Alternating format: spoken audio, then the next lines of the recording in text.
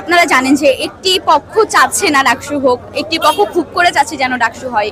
আমরা যারা সাধারণ শিক্ষার্থী আছি বা যারা জুলাই আন্দোলনের স্পিরিট ধারণ করি, তারা আমরা চাচ্ছি যে ডাকসুটা হোক। এটাই হচ্ছে রাজনৈতিক প্রেক্ষাপট। আসলে এখানে দুইটি গ্রুপ আছে, বাইনারি, এখানেও বাইনারি চলছে যে একটি পক্ষ চাই, একটি পক্ষ চায় না। তো আমরা সর্বাত্মক চেষ্টা করব যেন ডাকসু হয়, এটি আমাদের অধিকার। কেউ যদি হচ্ছে ছাত্রলীগের মতন পারপাস সার্ভ করে, নতুন করে কেউ যদি আবার আরেকটা দলের পারপাস সার্ভ করতে চায়, তাদেরকে তো আসলে শিক্ষার্থীরা ডাকসুতে চাবে না।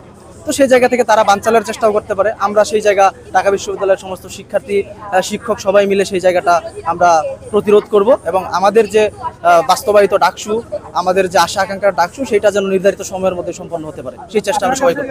ডাকসু তফসিলটা ঘোষণা হলো ঢাবিতে, এটা নিয়ে আমরা আর কি আশা করছি যে শিক্ষার্থীদের আশা আকাঙ্ক্ষা অবশ্যই পূরণ হবে। তারা হচ্ছে ভোটের মাধ্যমে তাদের নির্বাচিত নেতা আর কি চুজ করবে এবং ক্যাম্পাসে সুন্দর ফেয়ার ইলেকশন। এখন রাজনৈতিক প্রভাব মুক্ত যদি আমি বলি যে 100% সম্ভব কিনা, সেটা আমি আসলে এখনো বলতে পারবো না। তবে আশা রাখি যে সকলের সচেতনতা, প্রশাসনের নিরপেক্ষতা মাধ্যমে একটি আমরা স্বচ্ছ ইলেকশন পেতে পারি। আমরা মনে করি দলীয় ব্যানারের সাথে শিক্ষার্থীরা তাদের ছাত্র প্রতিনিধি, এবারে তাদের যে ছাত্র রাজনীতির জন্য যারা কথা বলবে, ছাত্রদের অধিকারের জন্য যারা কথা বলবে, শিক্ষার্থীদের কল্যাণমূলক রাজনীতির জন্য যারা কথা বলবে, আবাসন সংকট নিয়ে যারা কথা বলবে, মেয়েদের অধিকার নিয়ে যারা কথা বলবে, ঢাকা বিশ্ববিদ্যালয়ের অবকাঠামোগত উন্নয়ন নিয়ে যারা কথা বলবে, তাদেরকে আমি মনে করি ঢাকা বিশ্ববিদ্যালয়ের শিক্ষার্থীরা প্রতিনিধি নির্বাচন করবে।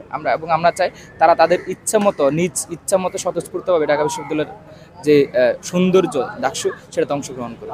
এই নির্বাচনটা আমরা সাধুবাদ জানাই। আমাদের মনে হয় রাজনৈতিক দল অথবা রাজনৈতিক ব্যক্তিত্বের চেয়ে এখানে সবচেয়ে বেশি যেটা কাজ করবে সেটা হলো প্রার্থীর ইমেজ কেমন, সেটা দেখে প্রার্থীকে দেখেই মূলত মানুষ ভোট দিবে বলে আমি বিশ্বাস করি। আমরা ঢাকা বিশ্ববিদ্যালয় সবাই আজকে খুবই খুশি ডাকসু হয়ে যাবে এবং ডাকসু হয়ে যাওয়ার মাধ্যমেই ঢাকা বিশ্ববিদ্যালয়ের শিক্ষার্থীদের সমস্যার সমাধান হবে। ডাকসু যারা প্রার্থী হবেন, ডাকসু যারা জিতবেন, তাদের মাধ্যমে আশা করি ঢাকা বিশ্ববিদ্যালয়ের সমস্ত সমস্যার সমাধান হবে। মূলত ঢাকা বিশ্ববিদ্যালয়ের গণতান্ত্রিক চর্চার জন্য এটা এই দাবিতে কোনো রাজনৈতিক দলের কোনো প্রভাব আসলে থাকবে না, সেই দিকটা চিন্তা করে আসলে আমাদের আজকে খুব খুশি লাগতেছে। দেখা যাক এখন 9 সেপ্টেম্বর আসলেই আমাদের ডাকসু হয় কিনা, আমাদের বহু প্রতীক্ষিত ডাকসু। আমরা চাচ্ছি খুব করে যেন ডাকসুটা হয়। আর আপনারা যেমন জানেন, জুলাই 24-এর যে রক্তক্ষয়ী যে আন্দোলন ছিল, সেটার এই ডাকসুটার তফসিল ঘোষণা হওয়াটা অনেকটা সফলতা বলা যায়। তো আমরা অবশ্যই এটি একটি ঐতিহাসিক দিন।